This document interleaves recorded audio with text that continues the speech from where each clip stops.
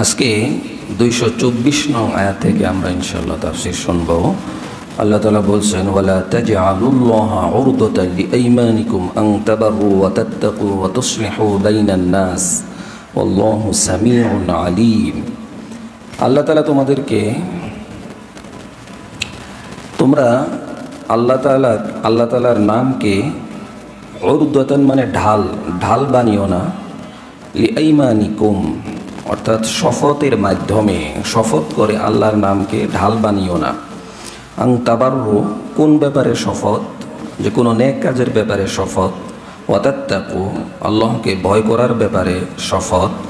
ওয়াতুসলিহু এবং মানুষের মাঝে সংশোধন করে দেওয়ার শপথের মীমাংসা করে দেওয়ার শপথ। শপথের বেলায় আল্লাহর নামকে ঢালস্বরূপ ব্যবহার করো না। আল্লাহু সামিউন আলীম, আল্লাহ তাআলা বেশি শোনেন, বেশি জানেন। তো এটা যদি আমরা সাধারণত পড়ি কি বুঝবো? এটা ব্যাখ্যা না পড়লে বুঝে আসবে না। কোরআনের সব আয়াত ব্যাখ্যা সাপেক্ষ। এক আয়াতের মাধ্যমে আরেক আয়াত দ্বারা ব্যাখ্যা করা হয়েছে, কোনো আয়াতকে হাদিসের মাধ্যমে ব্যাখ্যা করা হয়েছে, কোনো হাদিসকে আয়াতের মাধ্যমে ব্যাখ্যা করা হয়েছে। তো এই জন্য কি অর্থ দেখলেই বলতে পারবো না যে হুজুর দেখলাম তো এইটা, বিধান আরেকটা। তো এই জন্য কোরআনের প্রত্যেকটা আয়াত ব্যাখ্যা সাপেক্ষ, ব্যাখ্যা ছাড়া কোনো আয়াত বোঝা যাবে না। ওয়ালা তাজআলুল্লাহ, আল্লাহর শপথ বলে না যে আল্লাহর কসম, আল্লাহর কসম অর্থাৎ এই কসমটাকে তোমরা আল্লাহর নামে কসম করাকে ঢাল বানায়ও না কোনো বিষয়ে। অনেকেই কথায় কথায় কসম খায়, এটা ঢাল বানাইতে না করছেন। কিভাবে? আং তাবাররু অর্থাৎ কোনো নেক কাজের ব্যাপারে তুমি এটাকে ঢাল বানিও না, কারো উপকার করার ব্যাপারে এটাকে ঢাল বানিও না। অর্থাৎ কেউ শপথ করলো যে আমি আত্মীয়তার সম্পর্ক রাখবো না, আল্লাহর কসম আমি আত্মীয়তার সম্পর্ক রাখবো না, আমি অমুকের উপকার করব না, আমি মসজিদে দান করব না, মাদ্রাসায় দান করব না, এই সমস্ত ব্যাপারে সে শপথ করলো। ওয়াতাত্তাকু এবং আল্লাহকে ভয় করার ব্যাপারে সে উল্টো শপথ করলো যে আমি এরকম করব না, এটা করব না, ওইটা করব না, এরকম। ওয়াতুসলিহ এবং মানুষের মাঝে আত্মীয়দের মাঝে মীমাংসা করে দেওয়ার ব্যাপারেও সে শপথ করলো যে আমি আত্মীয়দের সাথে মীমাংসায় বসবো না, তাদের সাথে কথা বলবো না। এরকম অনেক মানুষ আছে যে বিয়ের দিন বিয়ের সাথে কথা হয়েছে, এরপরে একদম জানা যায় এর আগে আর কোনো কথা টথা নাই। মানে কি হইল, খাবার নিয়ে সমস্যা হইলো না কি নিয়ে সমস্যা হইলো, তো একদিনেই বাস যা কথা বলা দরকার বলে নিছে, এরপর একবারে জানাজার দিন আর কোনো কথা নাই। তো এরকম মানুষও আছে, মানে এমন জেদি মানুষ যে একটা কিছু বলছে তো ওইটাই ধরে নিয়ে বসে আছে কবর পর্যন্ত। এরকম ভাই হইতে পারে, আত্মীয় স্বজন হইতে পারে, অন্য মানুষ হইতে পারে। তো এই ধরনের কসম যে না তার সাথে আল্লাহর কসম আর কথা বলবো না, তাকে কোনো কিছু দিব না, এই ধরনের কসম যদি করে সেই ক্ষেত্রে আল্লাহ তাআলা বলছেন যে এই কসমের ব্যাপারে আমার নামকে তোমরা ঢাল হিসেবে ব্যবহার করবে না, আল্লাহর কসম এগুলি বলবে না। আবু বকর রাদিয়াল্লাহু তাআলা আনহু তার চাচাতো ভাই মিকদাহ তাকে বিভিন্নভাবে সহযোগিতা করতেন, দান টান করতেন। কিন্তু যখন এই তার ভাই আবু বকর রাদিয়াল্লাহু তাআলা আনহুর কন্যা আয়েশা রাদিয়াল্লাহু তাআলা আনহা সম্পর্কে যখন ইহুদিরা অপবাদ দিল, তখন সেইটা রটাইতে থাকলো। তো তখন তিনি কসম করলেন যে আমার ভাইরে আর আমি কিছুই দান করব না, কারণ আমার মেয়ের ব্যাপারে ইহুদিরা যেই কথা বলতেছে সে ওইটা সহযোগিতা করতেছে, তো তাকে আর আমি দান করব না। তো এটা তাকে বলা হয়েছে না এটা তো ঠিক না, আপনার মেয়ের ব্যাপারে বলছে সেটার জন্য তার আলাদা শাস্তি হবে, এই জন্য আপনি তার দান বন্ধ করে দেবেন, এইটা ঠিক হবে না। এই জন্য আমরা বিভিন্ন জায়গায় যাই, মসজিদ মাদ্রাসা, আমার মন মতো না হইলে, ফ্যানটা আমার মন মতো না ঘুরলে, এসিটা আমার মন মতো না হইলে, ঢুকলে আমাকে কেউ এইভাবে সম্মান না করলে এই মসজিদে যেমন এই মসজিদের দানই করব না, ওই মাদ্রাসায় যাবো না ওই মাদ্রাসার দানই করব না। তো এই ধরনের আমরা বলে ফেলি, এইটা কখনোই ঠিক না। আবু বকর রাদিয়াল্লাহু তাআলা আনহুকে বলা হয়েছে যে তুমি তো দান করো আল্লাহর জন্য, সে তোমার মেয়ের ব্যাপারে কত কঠিন কথা বলছে, আর সেই মেয়ের ব্যাপারে আল্লাহ তাআলা কোরআনের আয়াত নাজিল করলেন যে আয়েশা রাদিয়াল্লাহু তাআলা আনহার চরিত্র হচ্ছে উত্তম চরিত্র, যার ব্যাপারে কোরআনে আল্লাহ বলছেন ডাইরেক্ট, কোনো মেয়ের ব্যাপারে কোনো মহিলার ব্যাপারে উত্তম চরিত্রের কথা এইভাবে বলেন না, স্পষ্টভাবে আয়েশা রাদিয়াল্লাহু তাআলা আনহার কথা বলছেন।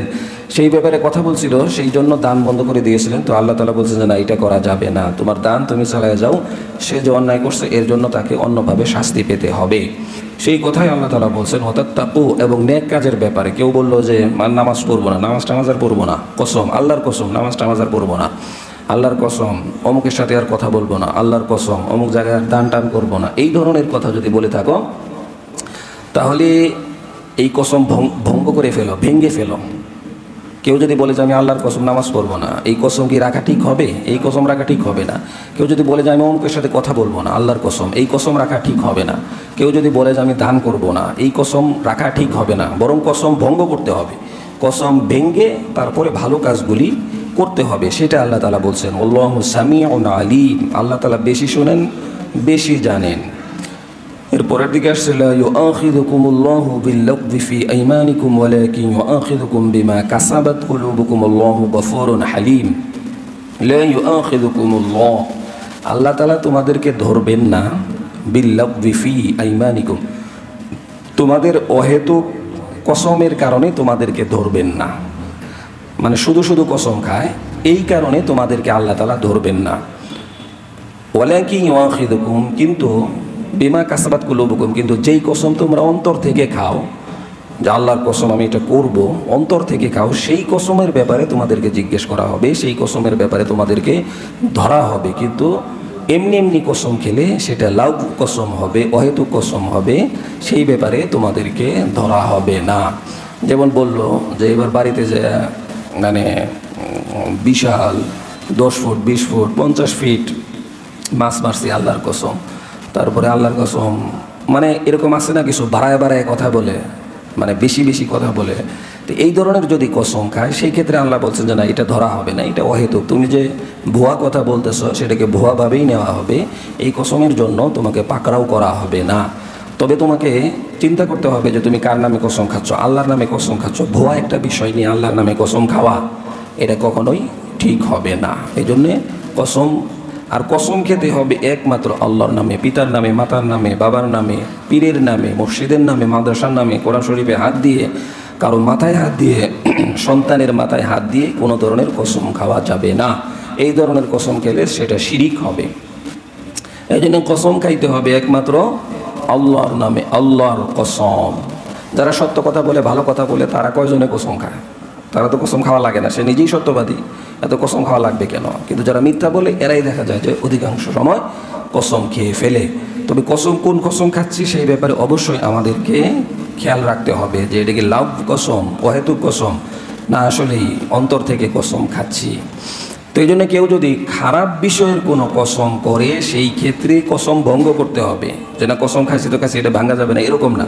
সেই কসম ভঙ্গ করে সেই ভালো কাজ করতে হবে, খারাপ কাজ থেকে ফিরে আসতে হবে। এখন কসম ভঙ্গ হবে কিভাবে? কসম ভঙ্গের সিস্টেম হলো, কেউ যদি বলে যে আমি তাকে হত্যা করবই করব, তো এই কসম ভাঙতে হবে, আল্লাহর কসম আমি তাকে হত্যা করবই করব। অথবা কোনো কাজকে দৃঢ় করার জন্য বলল যে আল্লাহর কসম এইটাই, এইটা আমি যেটা বলছি এইটাই, এই ধরনের যদি কোনো কসম করে সেই ক্ষেত্রে কাফফারা দিতে হবে এই কসম ভাঙ্গার জন্য। কসম ভাঙ্গার কাফফারা হচ্ছে একটা গোলাম আজাদ করা। এখন তো আর গোলামের আজাদ সিস্টেম নাই, এই জন্য 10 জন মিসকিনকে 2 বেলা পেট ভরে খাওয়াইতে হবে, তাহলে কসম ভঙ্গ হয়ে যাবে। তার পরবর্তীতে আপনি সেই কাজ করতে পারবেন। অথবা যদি তার এই সামর্থ্য না থাকে, টাকা পয়সা সম্পদ না থাকে, তাহলে সেই ক্ষেত্রে কি করতে হবে? তাহলে তাকে 3 দিন ধারাবাহিকভাবে রোজা রাখতে হবে। 3 দিন ধারাবাহিকভাবে রোজা রাখতে হবে, তাহলে তার কসম ভঙ্গের কাফফারা হয়ে যাবে। এর পরবর্তীতে সে স্বাভাবিকভাবেই কাজকর্ম করতে পারবে, ওই আমলটা করতে পারবে, এবং যেই উল্টা কসম খেয়েছিল, গুনার কসম খেয়েছিল, ওটা থেকে সে ফিরে আসতে পারবে। আর তোমাদেরকে ধরবেন আল্লাহ তাআলা তোমাদের অন্তর থেকে যেই কসম তোমরা খেয়েছো সেই সম্পর্কে। এই জন্য কসম অবশ্যই চিন্তা ভাবনা করে খেতে হবে, আজ আমি কেন কসম খাচ্ছি, কিসের জন্য কসম খাচ্ছি। আল্লাহু গফুরুন হালিম, যে আল্লাহ সুবহানাহু ওয়া তাআলা ক্ষমাশীল এবং অনেক ধৈর্যশীল। যে তোমরা এই যে আল্লাহর নামে উল্টাপাল্টা কসম খাও, আল্লাহ বলতেছেন এই ব্যাপারে আমি তোমাদেরকে একটু মাফ করে দিব, যদি মাফ চাও আর কি। আর আমি তো আসলে ধৈর্যশীল, তোমরা একটু উল্টাপাল্টা করছো, এই ব্যাপারে আমি একটু ধৈর্যশীল, কিন্তু তারপরেও আমার সম্মান রক্ষার্থে আমার নাম নিয়ে তোমরা কসম খাবে না, বেশি বেশি উল্টাপাল্টা কসম খাবে না, মানে অহেতুক কসম খাবে না, এবং আমার নামকে কসমের জন্য ঢাল হিসেবে ব্যবহার করবে না। তবে ভালো কসম যেটা সেটা খাওয়া যাবে, সেটাতে কোনো সমস্যা নাই। এরপরের দিকে লিল্লাযীনা ইউলুনা মিন নিসাইহিম তারাব্বুসু আরবাআতি আশহুর ফাইন ফাউ ফাইন্নাল্লাহা গফুরুর রহিম। আরবের মধ্যে জাহিলি যুগে বিবিদের সাথে অনেকেই কসম করতো যে আল্লাহর কসম তোমার কাছে আর আমি যাব না, অর্থাৎ তোমার সাথে একসাথে থাকবো না। এখন এটা কয়দিন? এটা আল্লাহ তাআলা বলছেন যে আরবাআতি আশহুর, আরবা মানে 4, আশহুর মানে মাস, অর্থাৎ 4 মাস। কেউ যদি এরকম কোনো কসম করে যেটাকে তালাকে ইলা বলে, আগে যেটা জাহেলি যুগে যেটা ছিল আর কি, ইলা তালাক, অর্থাৎ স্বামী কোনো কারণে মনক্ষুণ্ণ হয়ে স্ত্রীকে বলল যে তোমার সাথে আমি আর থাকবো না, এইভাবে তাকে দেখা যাইতো যে 1 বছর 2 বছর 5 বছর পর্যন্ত ঝুলিয়ে রাখতো। মানে তাকে সে ব্যবহারও করতো না, তার সাথে মিলিতও হইতো না, ভালো ব্যবহারও করতো না। আবার তালাক দিলে যে সে অন্য জায়গায় বিবাহ বসবে এই ধরনের সুযোগও রাখতো না। মানে শাস্তিটা এমনভাবে দিত যে খাবারও দিবে না, ওই যে বিড়ালের সিস্টেম আর কি, অন্য জায়গায় যে গিয়ে বিড়াল খাবে অন্য বাসায় গিয়ে সেটাও দিবে না, আবার বিড়ালকে বেঁধেও রাখছে, নিজেও খাবার দেয় না, এরকম আর কি। অর্থাৎ নিজের বিবি যে কোনো কারণে তাকে কষ্ট দেওয়ার জন্য সে নিজেও তার সাথে ভালোভাবে থাকবে না, এবং তালাক দিয়ে আচ্ছা রাখবে না ঠিক আছে, তাহলে তাকে তালাক দিয়ে দিলে ভালো, সে অন্য কারো কাছে বিবাহ বসে যাক, কিন্তু এটাও সে করবে না। তো এটা কয়দিন? এই ব্যাপারে আল্লাহ তাআলা বলতেছেন না, এই ধরনের শাস্তি তাদেরকে বেশি দিন দেওয়া যাবে না। আরবাআতি আশহুর, 4 মাস, 4 মাস এটা করতে পারবা।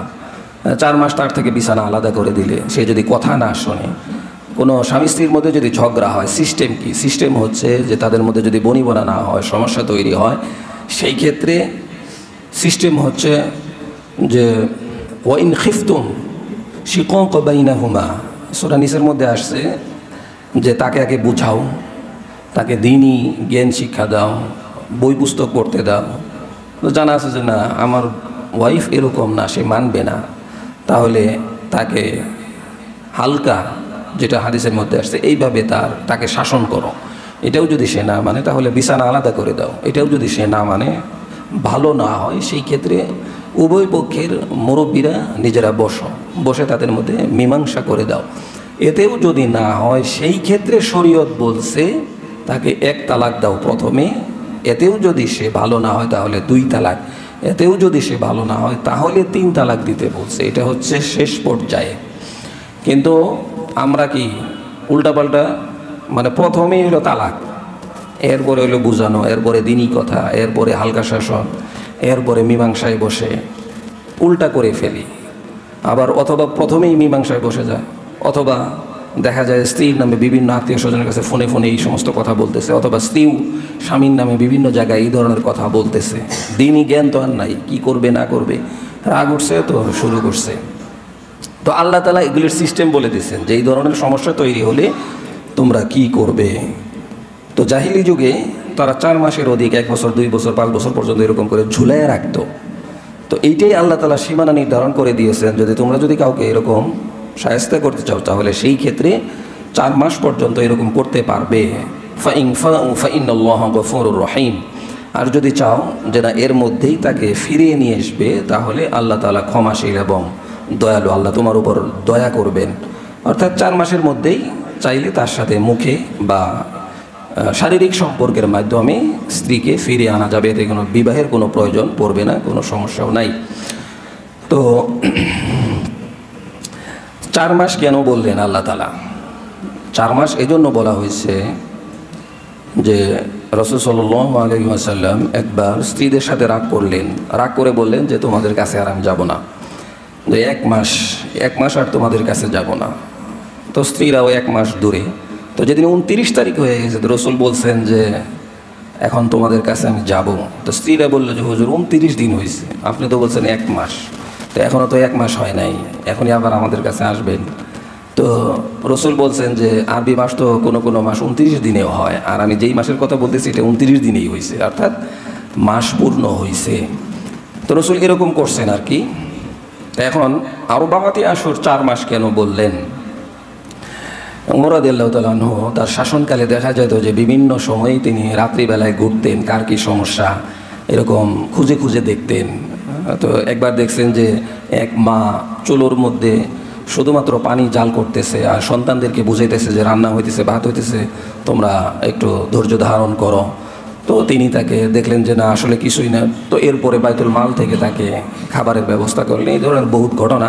তো একদিন তিনি দেখতেছেন যে এক মহিলা ছাদের উপরে কবিতা বলতেছে, যে কবিতা বলতেছে, কবিতা এরকম কবিতা যে রাত অনেক লম্বা, রাত অনেক গভীর, রাত অনেক লম্বা, কিন্তু আমার পাশে আমার স্বামী নাই, এটা আমার জন্য অনেক কষ্টদায়ক।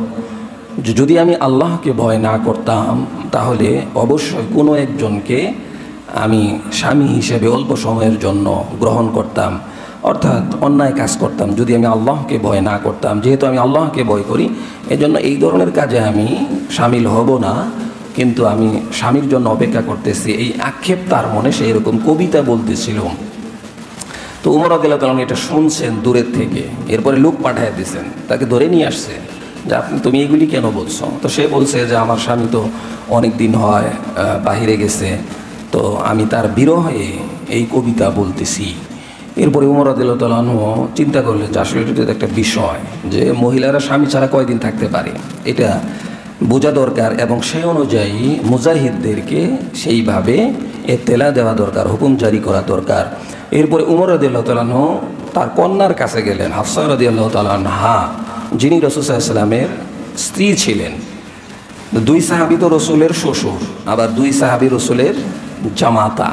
আবু বকর রাদিয়াল্লাহু তাআলা আনহু এবং ওমর রাদিয়াল্লাহু তাআলা রাসূল সাল্লাল্লাহু আলাইহি ওয়াসাল্লামের শ্বশুর ছিলেন, আর উসমান এবং আলী রাদিয়াল্লাহু তাআলা আনহু রাসূল সাল্লাল্লাহু আলাইহি ওয়াসাল্লামের মেয়ের জামাই ছিলেন। এই চারজন। তো ওমর রাদিয়াল্লাহু তাআলা আনহু মেয়ের কাছে জিজ্ঞেস করলেন যে হাফসা, একটা স্ত্রী লোক তার স্বামী ছাড়া কয়দিন থাকতে পারে? তো এখন মেয়েকে কেন জিজ্ঞেস করলেন? মেয়েকে জিজ্ঞেস না করে নিজের বিবিকেও তো জিজ্ঞেস করতে পারতেন, কিন্তু তা করেন না। কারণ হাফসা রাদিয়াল্লাহু তাআলা আনহা রসুলের সাথে থাকেন, তিনি তার চাহিদা বোঝেন এবং তার চাহিদার মধ্যে একটা ইনসাফ থাকবে, এই জন্য তার কাছে জিজ্ঞেস করছেন, অন্য কারো কাছে জিজ্ঞেস করেন নাই। এই জন্যে যে সমস্ত বিষয় শরীয়তের বিষয়, সেগুলি দ্বিধা দ্বন্দ্বে পড়া যাবে না, সেগুলি খোলাসা করে নিতে হবে, খোলাসাভাবে বুঝতে হবে। তো ওমর রাদিয়াল্লাহু তাআলা মেয়েকে জিজ্ঞেস করার পরে মেয়ে বলল যে 4 মাস বা 6 মাস, 4 মাস বা 6 মাস একজন মেয়ে লোক তার স্বামী ছাড়া নর্মালি থাকতে পারে। আর কারো যদি তাকওয়া বেশি থাকে সেটা ভিন্ন কথা।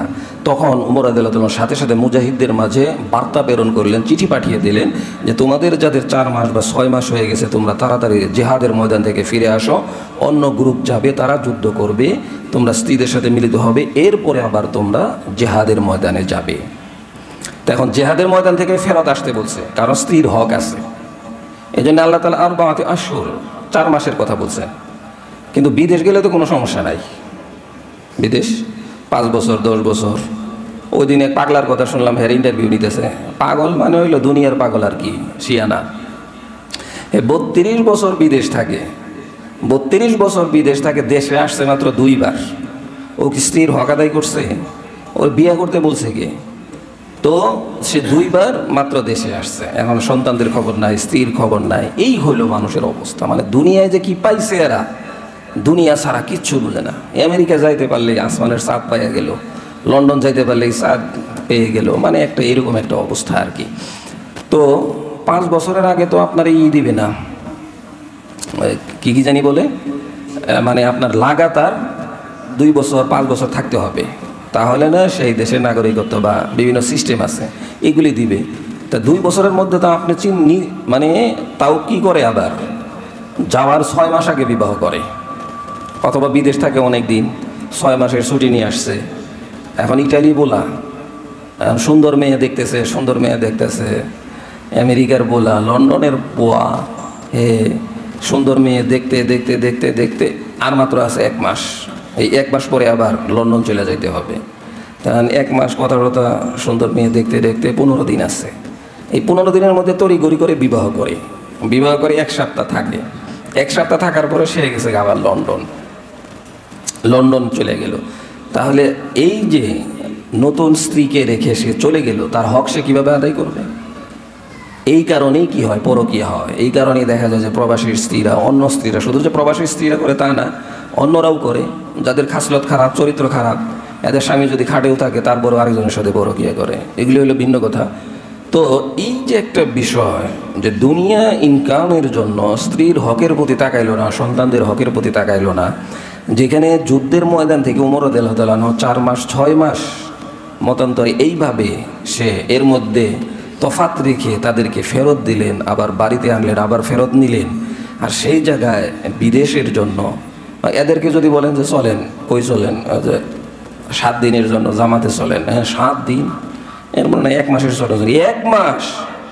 আর বিদেশ থাকেন কয়দিন, কয় না 5 বছর মাত্র। হ্যাঁ বিদেশ থাকে 5 বছর মাত্র। আর যখন কইছে যে আল্লাহর রাস্তায় চলেন, 1 চিল্লায় চলেন, যে 1 চিল্লা কয়দিন, 3 মাস। 3 মাস, এটা কি সর্বনাশের কথা। আর আমেরিকা কয়দিন, মানে বেশি দিন থাকতে পারতেছি না তো, মাত্র 10 বছর হয়েছে। কত নর্মালি তার কাছে। আর আল্লাহর দ্বীনের কথা বললে মাস টান এমন একটা মারে যে কয়েক হাজার বছর হয়ে গেছে। এই হলো আমাদের অবস্থা। এই জন্য এই ব্যাপারে অবশ্যই সচেতন থাকতে হবে যে আমি আমার স্ত্রীর হক আদায় করতেছি কিনা, আমার সন্তানদের হক আমি আদায় করতেছি কিনা। আমি তাদের হক আদায় করব না, তারা যদি কোনো অন্যায় কাজে জড়িত হয়ে যায় সেই জায়গাতে স্বামীকেও এই গুনার ভাগ নিতে হবে। অনেকে আছে আবার নিরুদ্দেশ হয়ে যায়, সেটা ভিন্ন কথা।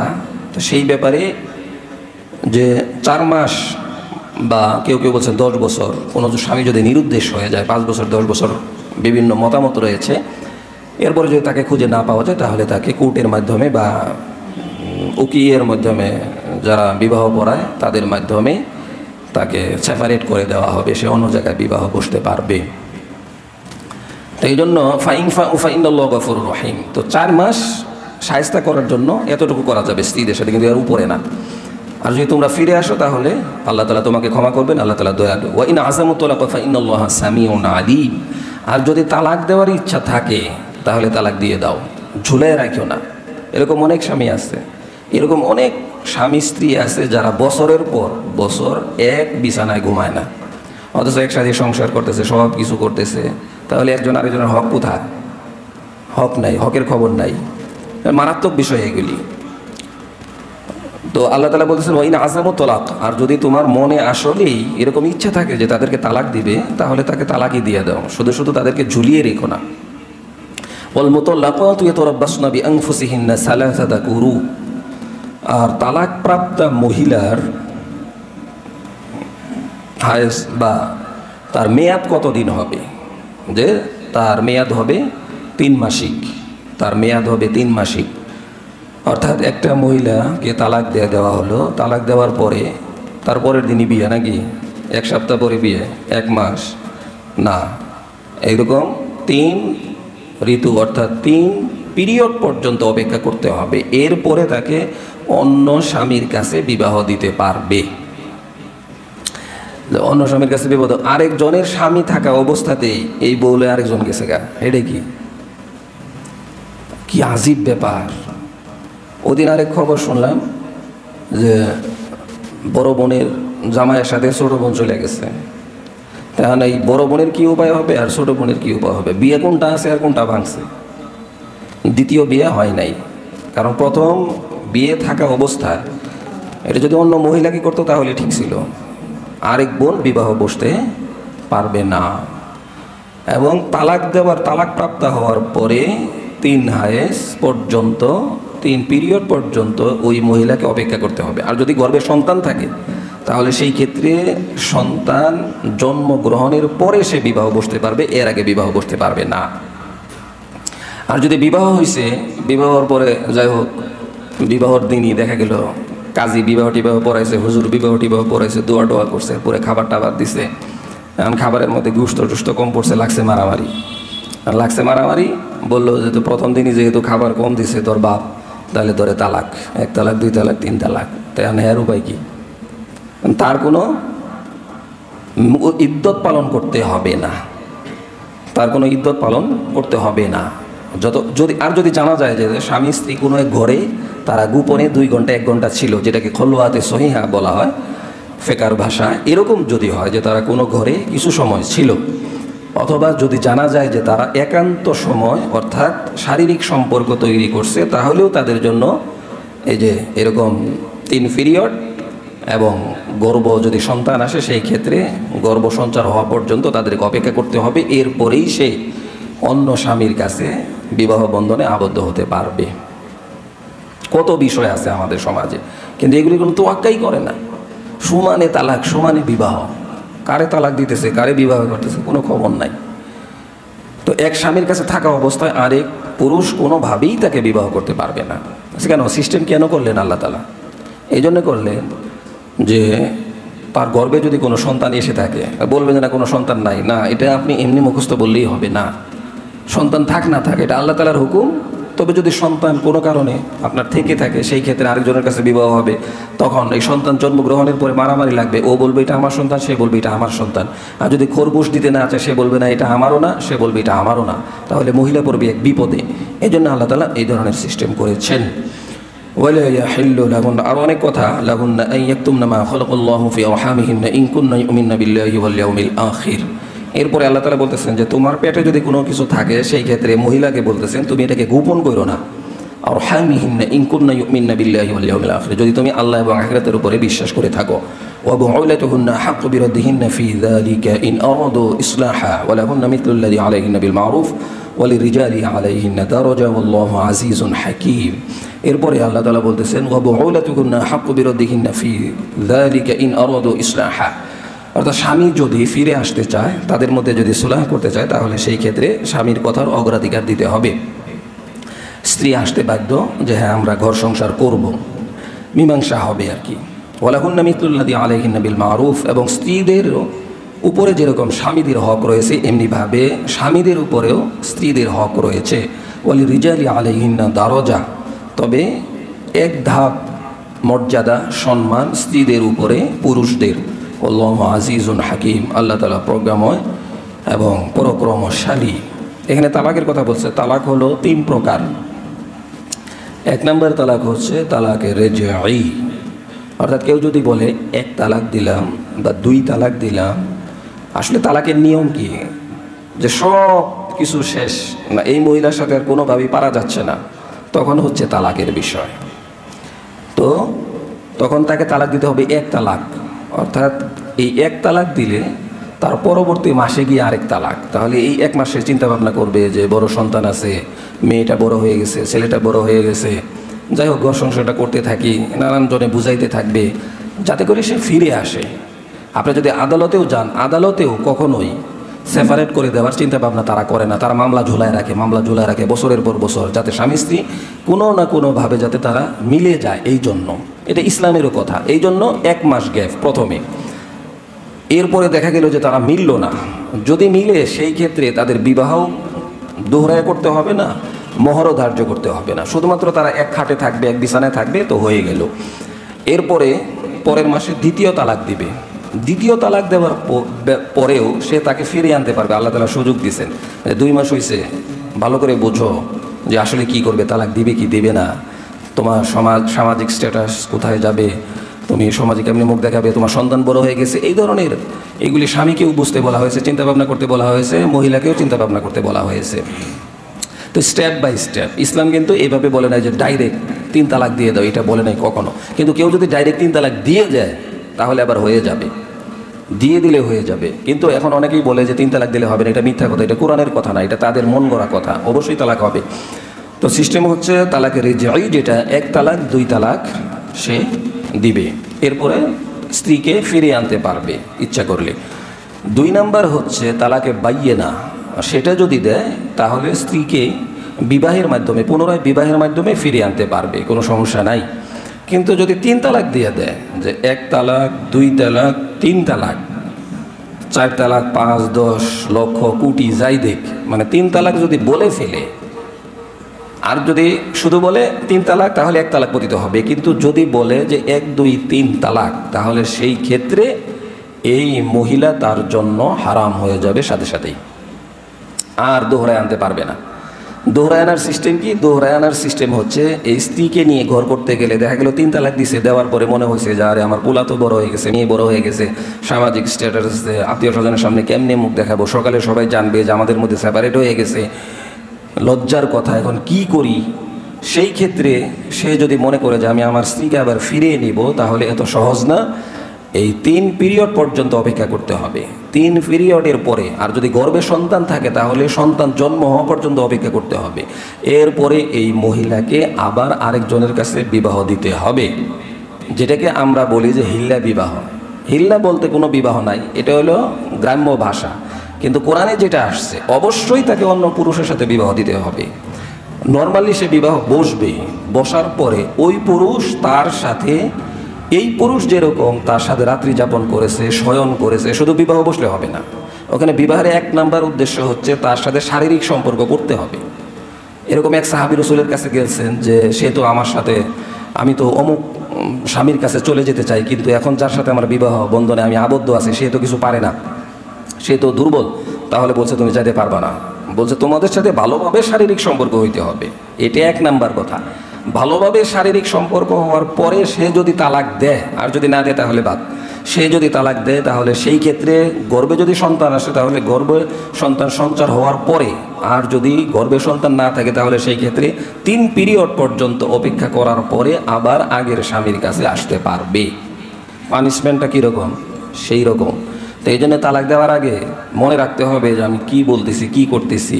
রাগের মাথায় অন্য সব কথা বাদ দিয়ে তালাকের কথা কেন আসে? অন্য কথা বলেন, অন্য কিছু হোক, কিন্তু আগেই তালাকের কথা বলে। এই জন্য খুব সতর্ক থাকতে হবে।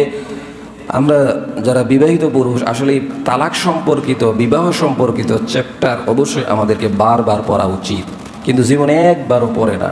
এই জন্য দেখা যায় যে স্বামী স্ত্রী আছে, সামাজিকভাবে মানুষ জানে, কিন্তু নিজেদের মধ্যে স্বামী স্ত্রীর সম্পর্ক নাই। তারা ঘরের মধ্যে জিনা করতেছে, তালাক দিয়ে বসছে। অনেক বড় বড় আপ লেভেলের লোক, অনেক জ্ঞানী গুণী, এই সেই দুনিয়াদার, তালাক দিছে, এমনি তার সাথে ঘর সংসার করতেছে, সামাজিক ভয়ে, সামাজিক সম্মানের ভয়ে। এই জন্য এই সমস্ত কাজ থেকে আল্লাহ তাআলা আমাদেরকে বিরত থাকার তৌফিক দান করুন।